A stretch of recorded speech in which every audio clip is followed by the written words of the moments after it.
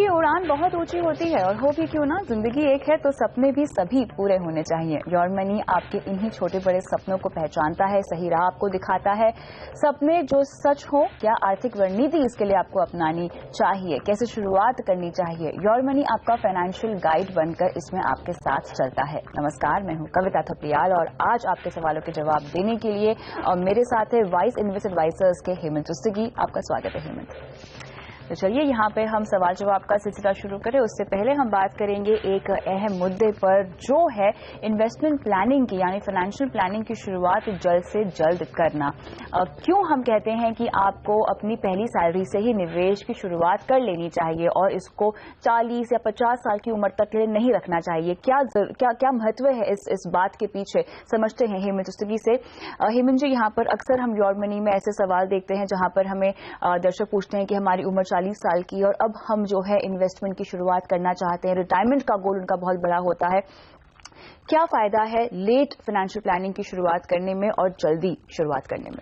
देखिए, जब हम जल्दी इन्वेस्टमेंट की शुरुआत की बात करते हैं तो ये हमारे इन्वेस्टमेंट प्रोसेस का बहुत इंपॉर्टेंट हिस्सा है, स्पेशली जब आप लॉन्ग टर्म के लिए इन्वेस्ट करते हैं।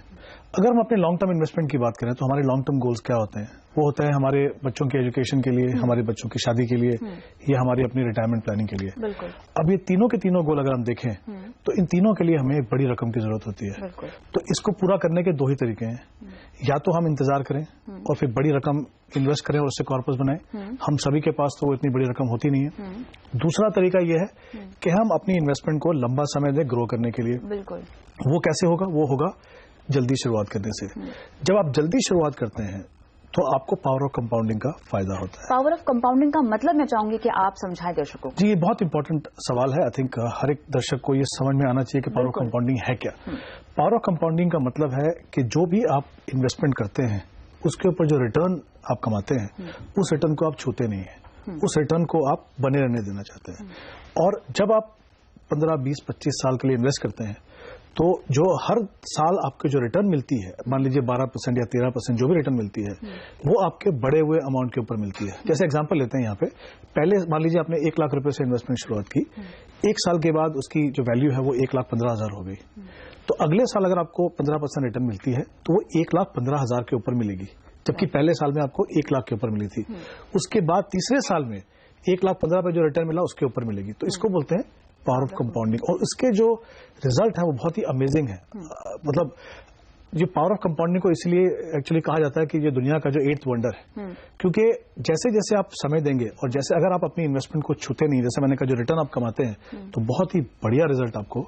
मसलन के तौर पे आप कैसे समझाएंगे यहाँ पावर ऑफ कंपाउंडिंग के इफेक्ट को? देखिए, मान लीजिए कोई इन्वेस्टर है जो 25 साल की उम्र में अपनी रिटायरमेंट प्लानिंग की शुरुआत कर देते हैं और उनके पास करीब 33 साल हैं रिटायरमेंट के लिए। अगर हम मान के चलेंगे 58 ईयर में वो रिटायर हो रहे हैं। अगर ये 5,000 रुपए इन्वेस्ट करना शुरू करें हर महीने और इक्विटी जैसी एसेट क्लास में इन्वेस्ट करें, क्योंकि इतने लंबे समय के लिए आप इक्विटी में रिस्क ले सकते हैं, क्योंकि लंबे समय में जब इन्वेस्ट करेंगे तो इक्विटी का आपको फायदा मिलेगा।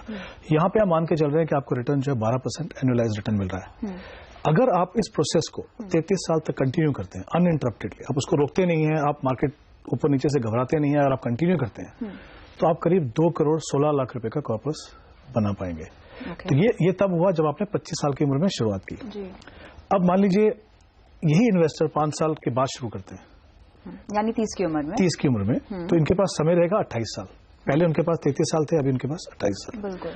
अब जो इनका कॉर्पस बनेगा 28 साल में वो होगा 1 करोड़ 20 लाख, तकरीबन 1 करोड़ कम। बिल्कुल। अगर ये चाहते हैं कि उनको 2 करोड़ 16 लाख का ही कॉर्पस चाहिए जो पहले केस में उनको मिल रहा था, तो उनको इन्वेस्टमेंट करनी पड़ेगी 9,000, तो ऑलमोस्ट डबल होगी और आपका जो कॉर्पस है वो ऑलमोस्ट आधा है। अब अगर मानते हैं कि इनको लगा कि चलिए और जो हमारी लाइफ की चीजें उनको पूरी कर लेते हैं और 5 साल इंतजार कर लेते हैं, यानी 35 साल की उम्र में, 35 साल की उम्र में, तो आपके पास समय हुआ 23 साल। यहाँ पे इनको अगर उतना ही कॉर्पस बनाना है तो तकरीबन 15,000 रुपए इन्वेस्ट करने पड़ेंगे। तो एक थंब रूल आप समझ के चलिए कि अगर आपने 10 साल अपने इन्वेस्टमेंट प्रोसेस को, स्पेशली जब मैंने जैसे कहा लॉन्ग टर्म में इन्वेस्ट करते हैं, तो आपको सेम रिजल्ट पाने के लिए तकरीबन 3 गुना पैसा आपको इन्वेस्ट करना पड़ेगा। और एक इंपॉर्टेंट चीज है यहाँ पे, जब आप लंबे समय के लिए इन्वेस्ट करते हैं, जैसे हम पहले एग्जांपल की बात करें, हमने 25 साल में शुरू किया, 33 साल का समय है, 1 साल भी अगर आप उसको एक्स्ट्रा देते हैं वहां से, तो जो कॉर्पस आपका 2 करोड़ 16 लाख था वो करीब करीब 27 लाख बढ़ जाएगा, 2 करोड़ 43 लाख, 2 करोड़ 43 लाख।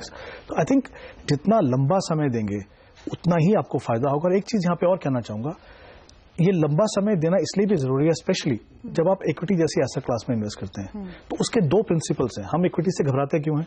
वॉलेटिलिटी से घबराते हैं। जब आप लंबे समय के लिए इन्वेस्ट करते हैं तो जो वॉलेटिलिटी है वो शॉर्ट टर्म, मीडियम टर्म में होती है, लॉन्ग टर्म में आपको अच्छा रिटर्न मिलता है। जितना लंबा समय आप देंगे उतना ही आपको इक्विटी का सही मायने में आपको यहाँ पे फायदा होगा। तो आई थिंक 2 चीजें के लिए, एक तो अगर आप चाहते हैं कि सही मायने में आपको रिटर्न मिले वो, दूसरा अगर आप चाहते हैं कि ऐसी एसेट क्लास में इन्वेस्ट करें जो आपको सही तरीके से रिटर्न दे, आपको इन्फ्लेशन को बीट कर सके, या जो आपका रियल रेट ऑफ रिटर्न है वो पॉजिटिव हो, तो आप जितना जल्दी शुरुआत करेंगे उतना लंबा समय अपनी इन्वेस्टमेंट को आप देंगे। तो यहाँ पे क्लियरली पावर ऑफ कंपाउंडिंग का फायदा आपको मिल सकता है अगर आप जल्दी शुरुआत करते हैं। लेकिन अगर हम जल्दी शुरुआत करते हैं तो हमारे गोल्स भी लाइंड अप होने चाहिए। हमें पता होना चाहिए कि हमें कितने समय के बाद कितने पैसों की जरूरत पड़ेगी और उसके मुताबिक ही निवेश की शुरुआत करनी चाहिए। जी कविता, बिल्कुल। हम जो भी चीज करते हैं लाइफ में, हम एक गोल लेके चलते हैं, चाहे वो हमारा करियर हो, चाहे हमारी एजुकेशन हो। हम जानते हैं हम क्या करना चाहते हैं। अनफॉर्चुनेटली जब हम इन्वेस्टमेंट की बात करते हैं तो काफी बार हमारे गोल डिफाइन नहीं होते। होता क्या है कि हमें किसी ने कहा कि अभी इक्विटी मार्केट अच्छा कर रहा है, वहां डाल दीजिए, फिर किसी ने कहा डेट मार्केट कर रहे हैं, वहां डाल दीजिए। वो नहीं होना चाहिए। चाहे आप लंबे समय के लिए इन्वेस्ट करें, चाहे आप कम समय के लिए इन्वेस्ट करें, चाहे मीडियम टर्म के लिए इन्वेस्ट करें, आपके गोल्स बिल्कुल डिफाइन होने चाहिए। गोल डिफाइन करने का फायदा यह है कि आपको पता चलता है कौन सी एसेट क्लास में इन्वेस्ट करें, कितना पैसा इन्वेस्ट करें उस गोल के लिए, और आपकी जो ऑब्जेक्टिव है और जो आपका इन्वेस्टमेंट प्रोसेस है उसको एक डायरेक्शन मिलती है। अनफॉर्चुनेटली क्या होता है, जैसे हमने बात की जितना जल्दी शुरुआत करने का फायदा है, अनफॉर्चुनेटली काफी इन्वेस्टर्स उस प्रोसेस को डिले करते हैं। क्यों डिले करते हैं? एक तो उनको लगता है कि हमें मालूम नहीं शुरुआत कैसे करनी है। तो उनके लिए मैं बता दूं कि फॉर्चुनेटली आपके पास म्यूचुअल फंड जैसे इन्वेस्टमेंट ऑप्शन है जो एक सिंगल इन्वेस्टमेंट से आपको डिफरेंट एसेट क्लासेस में इन्वेस्ट कर देती हैं। दूसरा, कभी कभी इन्वेस्टर इसलिए शुरुआत नहीं करते हैं कि उनको लगता है कि हमें इन्वेस्टमेंट शुरुआत करने के लिए बड़ी रकम चाहिए।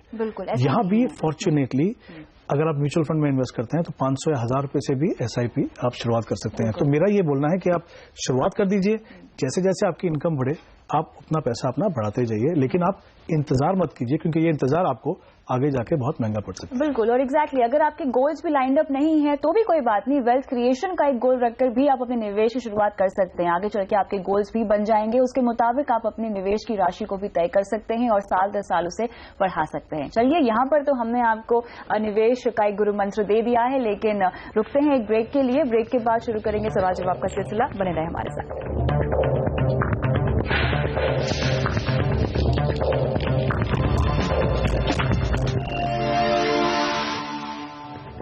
प्योर मनी में अब लेते हैं दर्शकों के सवाल। मेरे साथ बने हुए हैं हेमंत सिस्टगी। यहाँ पर सबसे पहले वाराणसी से आशीष श्रीवास्तव हमारे साथ फोन लाइन पे हैं। नमस्कार आशीष, बताएं आपका सवाल क्या है। लगता है यहाँ पर उनसे संपर्क टूट गया है, लेकिन उनका सवाल हमारे पास है। हेमंत जी, यहाँ पर इन्होंने अपना पोर्टफोलियो हमें भेजा हुआ है जिसमें 5 फंड शामिल हैं। इन्होंने टाटा ईपी फंड में 1000 रुपए डाल रखे हैं, आईसीआईसीआई फोकस ब्लू चिप में ये डालते हैं 1000 रुपए, रिलायंस इक्विटी में डालते हैं 1000 रुपए, एचडीएफसी टॉप 200 में भी 1000 और रिलायंस स्मॉल कैप में ये डालते हैं 500 रुपए। अब इनका सवाल ये है कि 15 साल बाद निवेश किए गए पैसे से इनको कितनी रकम ये इकट्ठा कर पाएंगे, ये जानना चाहते हैं। हालांकि डिटेल्स नहीं दी हैं कि इनका गोल क्या है, लेकिन 28 साल के हैं, सिंगल हैं और निवेश की शुरुआत कर चुके हैं, जैसे कि हमने डिस्कस किया पहले सेगमेंट में। अपने निवेश को हम उम्मीद करते हैं कि ये बढ़ाना भी चाहेंगे। इस बीच हमारे साथ आशीष फोन लाइन पर जुड़ गए हैं। आशीष, मुझे बताइए कि आपने जो निवेश की शुरुआत की है किस लक्ष्य को मद्देनजर यहाँ पर की है। हेलो, हाँ आशीष, आपको मेरी आवाज आ रही है? जी बताइए कि आपका गोल क्या है, फाइनेंशियल गोल क्या है? अभी तो मैडम फाइनेंशियल गोल मतलब 10 साल में मुझे 10-15 लाख तक चाहिए था। 10 साल में आपको 10 से 15 लाख रुपए चाहिए, और यहाँ पर आप अपने निवेश को बढ़ाने की भी इच्छा रखते हैं? हाँ, जैसे मैं बैंक में काम करता हूँ। हाँ। तो जैसे जैसे इंक्रीमेंट होगी वैसे वैसे मैं अपना एसआईपी बढ़ाता जाऊंगा, और मेरा पीएफ में जाता ही है 1800। हाँ। और ये 4500 की जो मैंने दिखा था एसआईपी की है, और बैंक में 2 रिकरिंग है। अच्छा, ठीक है। मुझे ये बताइए, फंड सिलेक्शन आपने कहीं से किसी एजेंट के थ्रू किया है या खुद रिसर्च करके आपने फंड्स को सिलेक्ट किया है? नहीं, एजेंट के थ्रू ही किया है। एजेंट के थ्रू किया है। चलिए यहाँ पर बताते हैं कि आप 10 साल में कैसे 10 से 15 लाख रुपए जोड़ सकते हैं। हेमंत जी, फंड सिलेक्शन कैसा है? देखिए, मैं फंड से पहले थोड़ी स्ट्रेटेजी के बारे में बोलना चाहूंगा। हमने थोड़ी देर पहले बात की थी शो में, इनका 15 साल का टाइम होराइजन है जो उन्होंने कहा है हमको, और ऐसे समय में आप डेफिनेटली एक ऐसी एसेट क्लास में इन्वेस्ट करेंगे जहां पे आपको रिटर्न अच्छा मिल सके। तो इनकी जो इन्वेस्टमेंट है वो सारे के सारे इक्विटी फंड्स में है। सबसे अच्छी बात यह है कि वो रेगुलरली इन्वेस्ट कर रहे हैं, यानी जो वॉलेटिलिटी है उसको भी आप टैकल कर पाएंगे और जो एवरेजिंग का फायदा आपको होना चाहिए यहाँ पे हो जाएगा इनको। तो आई थिंक सही समय पे शुरुआत की है, सही एसेट क्लास चुनी है और सही समय इन्होंने दिया है। अगर हम इनकी फंड सिलेक्शन की बात करें, इन्होंने 4,500 रुपए के लिए 5 फंड लिए हैं। पांचों के पांचों फंड, अगर मैं सिलेक्शन की बात करूं तो वो अच्छे हैं। और अगर ये इस इन्वेस्टमेंट को अगर 15 साल तक कंटिन्यू रखें, यहाँ पे भी अगर हम 12% का रिटर्न मान के चलें जो जनरली इक्विटी के लिए लेके चलते हैं, तो ये करीब 22 लाख का कॉर्पस यहाँ पे बना पाएंगे। प्रॉब्लम सिर्फ एक ही है कि 4,500 रुपए के लिए 5 फंड। जब आप पहले तो हम ये समझ लें कि जो म्यूचुअल फंड है वो एक डाइवर्सिफाइड व्हीकल है, उसमें डाइवर्सिफिकेशन ऑलरेडी है आपके पास। 5 या 6 फंड लेने से थोड़ी सी रकम के लिए बहुत ज्यादा डाइवर्सिफिकेशन आपको नहीं मिलेगी। कहीं ना कहीं आप ऐसे फंड को चुन लेंगे जो शायद या तो ज्यादा एग्रेसिव होगा या फिर नॉन परफॉर्मिंग होगा और उसको मॉनिटरिंग करनी इनको प्रॉब्लम पड़ेगी। मुझे लगता है 4,500 रुपए के लिए इनके पास 2 फंड होने चाहिए। जो एग्जिस्टिंग फंड है उन्हीं में से बता रहा हूं उनको, एक लार्ज कैप ओरिएंटेड फंड हो जैसे HDFC टॉप 200 है या ऐसे फोकस ब्लू चिप है, वहां पे 2,000 डाल दें, और जो बाकी पैसा है 2,500 वो रिलायंस इक्विटी अपॉर्चुनिटी में डालें, जिसमें करीब 30-40% पैसा जो है वो लार्ज कैप में जाता है, बाकी पैसा मिड कैप में जाता है। तो तकरीबन 50-50% जो एलोकेशन है वो लार्ज और मिड कैप में हो जाएगा। इंपॉर्टेंट चीज यहाँ पे ये है कि इनको अपना प्रोसेस जो है 15 साल कंटिन्यू करना है। इन्होंने कहा इनके पास को रेकरिंग डिपॉजिट भी है, तो मैं चाहूंगा क्योंकि ये यंग है और इस समय पे अगर ये अपने बाकी गोल्स को भी डिफाइन कर सकें, तो अगर आप लंबे समय के लिए रेकरिंग डिपॉजिट में इन्वेस्ट कर रहे हैं तो वो कोई अच्छी इन्वेस्टमेंट नहीं है, क्योंकि कहाँ वहां पे आपको 7 या 8% का रिटर्न मिलेगा और उसके ऊपर भी आपको टैक्स देना है। तो कहीं ना कहीं अगर वो नहीं चाहते हैं कि ज्यादा पैसा इक्विटी में जाए तो बैलेंस फंड भी देख सकते हैं और दूसरी ऑप्शन को देख सकते हैं। कोशिश ये होनी चाहिए अगर हम लंबे समय के लिए इन्वेस्ट कर रहे हैं तो ऐसे कॉम्बिनेशन में इन्वेस्ट करें जहां पे हम इन्फ्लेशन से ज्यादा रिटर्न कमा सकें। चलिए, यहाँ पर आपका जो निवेश है आपको थोड़ा सा सीमित करना होगा। 5 फंड थोड़े ज्यादा हैं, तो यहाँ पे आपको फंड की सिलेक्शन दे दी गई है। HDFC टॉप 200 में डालिए आप 2,000 रुपए, रिलायंस इक्विटी अपॉर्चुनिटी में आप डालिए 2,500 रुपए, और आगे चल के जो आपका निवेश आप बढ़ाने की सोच रहे हैं उसे भी आप इन्हीं फंड्स में बढ़ा सकते हैं। बस अपने निवेश में डिसिप्लिन मेंटेन कीजिए, आपका गोल जरूर अचीव हो जाएगा। आगे बढ़ते हैं, अरुणाचल प्रदेश से हमारे साथ शिवांशु फोन लाइन पे है। नमस्कार, बताएं अपने बारे में कुछ, आपने अपनी इन्वेस्टमेंट प्लानिंग कैसे की है? नमस्कार जी, सवाल पूछिए। वैसे मेरा 2 गोल्स है। मेरा पहला गोल है कि मुझे 20 साल के अंदर 4 करोड़ का कॉर्पस जमा करना है रिटायरमेंट के लिए। ठीक है। और दूसरा है कि ये 15 साल के बाद ये जो बेटा के एजुकेशन के लिए 50 लाख वो इकट्ठा करना है। तो मेरा जो इन्वेस्टमेंट है वो तो आपको भेजा था मैंने क्वेश्चन को जी। तो इसमें मेरा SIP है 10,000 रुपया HDFC टॉप 200 में, फिर 5,000 रुपया ICICI पोटेंशियल वैल्यू डिस्कवरी में जी, फिर 2,000 रुपया ICICI पोटेंशियल डायनेमिक फंड में और 2,000 रुपया Franklin India smaller companies fund में। तो मेरा वही है कि ये सब जो फंड से जो सिलेक्शन है वो और जो पैसा जो डिस्ट्रीब्यूशन हुआ है वो सही है कि नहीं है? ठीक है, यहाँ पे क्विकली मैं आपसे कुछ चीजें पूछना चाहूंगी मिस्टर वांगशु। आपने अपने लिए टर्म इंश्योरेंस प्लान लिया हुआ है, राइट? हाँ जी, हाँ जी। ठीक है, आपने कहा है कि आपके पास कुछ रियल एस्टेट में भी इन्वेस्टमेंट है, लेकिन इन्वेस्टमेंट होने के बावजूद भी आप रेंटेड फ्लैट में क्यों रहते हैं? वैसा तो हमने अभी प्लान किया है घर बनाने के लिए, लेकिन अभी भी फिलहाल तो मैं रेंटेड पे रहता हूँ। क्योंकि मैं अभी मेरा व्यवसाय है कि मेरा मिसेज का जो जॉब है वो दूसरी जगह पे है। ठीक है, और मुझे ये बताइए कि आपने अपने लिए कोई इमरजेंसी फंड बना के रखा है? हाँ, 2 लाख का सिंड्रम अल्ट्रा शॉर्ट टर्म में 2 लाख रुपया का इमरजेंसी फंड है। चलिए, तो यहाँ पे 2 लाख का आपने इमरजेंसी फंड लेके रखा हुआ है, लेकिन आपका पोर्टफोलियो कैसा है और यहाँ पे आपको क्या क्या बदलाव करने की जरूरत है, इसका जवाब लेंगे हेमंत उसगी से इस ब्रेक के बाद।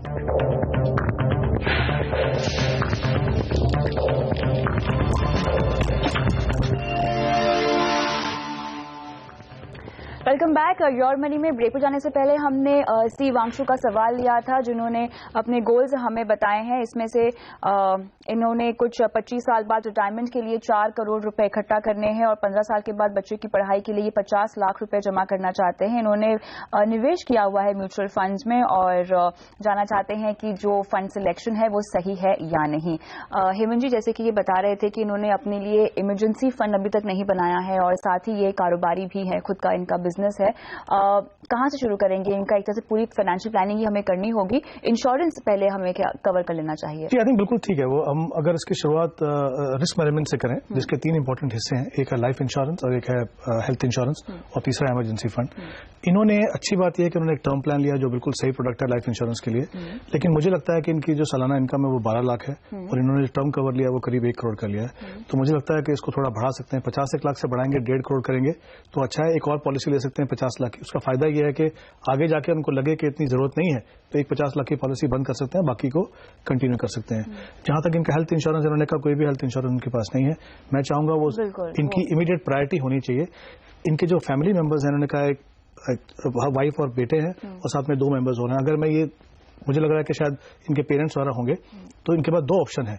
एक तो ऑप्शन ये है कि जो वाइफ, हस्बैंड और बेटे के लिए एक फ्लोटर ले लें और जो पेरेंट्स हैं उनके लिए इंडिविजुअल पॉलिसी ले लें। ऐसी पॉलिसी भी मिलती है जहां पे एक कंबाइंड पॉलिसी इनको मिल सकती है, लेकिन वो डिपेंड करेगा कि उनके जो पेरेंट्स हैं या जो भी सीनियर सिटीजन घर में हैं, अगर ऐसा है तो उनकी हेल्थ कंडीशन कैसी है। अगर कोई प्री एग्जिस्टिंग डिसीज है तो वो देख के 2-3 ऑप्शन को देख के ही इनको डिसाइड करना चाहिए। कोई कंपनी का नाम आप सजेस्ट करेंगे इनके? हाँ, देखिए ये काफी सारी ऑप्शन अवेलेबल हैं, क्योंकि इस केस में क्या है, जैसा मैंने कहा कि इनको देखना पड़ेगा स्पेसिफिकली कि उनकी हेल्थ कंडीशन कैसी है।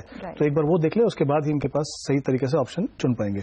अगर हम इमरजेंसी फंड की बात करें, इन्होंने कहा 2 लाख का इन्होंने इमरजेंसी फंड बनाया है। इनके जो मंथली एक्सपेंसेस हैं वो करीब 70,000 रुपए। तो मैं चाहूंगा एटलीस्ट 1 लाख रुपए इसमें ये और बढ़ा ले, तो ये तीनों करने से इनका जो रिस्क मैनेजमेंट है वो कंप्लीट हो जाता है। अगर हम इनके गोल्स की बात करें, इनके 2 मेजर गोल्स इन्होंने कहा है। एक तो बेटे की एजुकेशन के लिए इनको 50 लाख रुपए चाहिए और इनके अपने रिटायरमेंट के लिए इनको करीब 4 करोड़ चाहिए। यहाँ पे इनको 25 साल का समय है। दोनों के दोनों जो टाइम होराइजन है, definitely well diversified equity fund में SIP के द्वारा इन्वेस्ट कर सकते हैं और जो ये कर भी रहे हैं। तो उन्होंने शुरुआत बिल्कुल सही की है। अब ये देखते हैं इनको कितने पैसे की जरूरत पड़ेगी उस कॉर्पस को बनाने के लिए। तो बेटे की एजुकेशन के लिए मुझे लगता है उनको करीब 11,000 रुपए की इन्वेस्टमेंट करनी चाहिए और जो अपनी रिटायरमेंट है उसके लिए करीब 18,000 की। तो कुल मिलाकर 29,000 रुपीज की इनको इन्वेस्टमेंट करनी है। अभी अगर मैं इनकी इन्वेस्टमेंट देखूं तो वो 19,000 की इन्वेस्टमेंट कर रहे हैं और इन्होंने कहा कि 10,000 रुपए और इन्वेस्ट कर सकते हैं। तो जहां तक ओवरऑल अमाउंट का सवाल है उसमें कोई कमी नहीं है। इनको अपने गोल्स पूरा करने में कोई भी दिक्कत नहीं आएगी।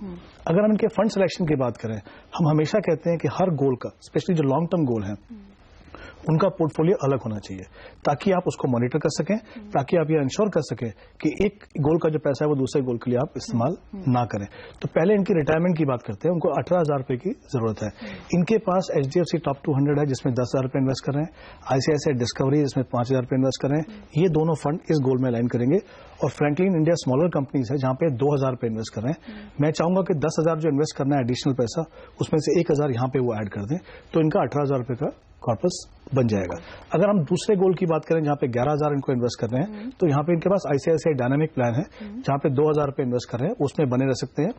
बाकी जो 9,000 है वहां पे 2 फंड मैं इनको रिकमेंड कर रहा हूं। एक IDFC प्रीमियर इक्विटी है जहां पे 4,000 इन्वेस्ट करना है और दूसरा जो है रिलायंस इक्विटी अपॉर्चुनिटी जहां पे इनको 5,000 रुपए इन्वेस्ट करना है। तो इस तरह से 2 पोर्टफोलियो बनाएं, दोनों की प्रोग्रेस को मॉनिटर करें।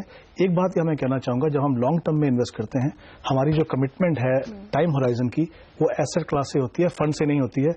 अपने फंड्स की मॉनिटरिंग जो है करते रहिए। अगर चेंज करने की जरूरत पड़े तो डेफिनेटली चेंज करने में हेजिटेशन नहीं होनी चाहिए। और साथ ही अभी रेंटेड घर में रह रहे हैं, तो अगर अपने खुद के घर में रहें तो वो पैसे भी इनके बचेंगे और वो भी ये निवेश कर सकते हैं। इनफैक्ट मुझे लगता है कि family security point of view से एक घर तो उनको बना ही लेना चाहिए जितना जल्दी। हालांकि उन्होंने कहा कि ये कहीं और काम कर रहे हैं, बट जैसे भी करके मुझे लगता है एक घर फैमिली की फाइनेंशियल सिक्योरिटी और अदरवाइज सिक्योरिटी के लिए होना ही चाहिए। चलिए वांगशु जी, उम्मीद करते हैं कि योर मनी से आपके सारे सवालों के जवाब आपको मिल गए होंगे और बहुत बहुत शुक्रिया हेमंत जी आज शो पे आके सवालों का जवाब देने के लिए।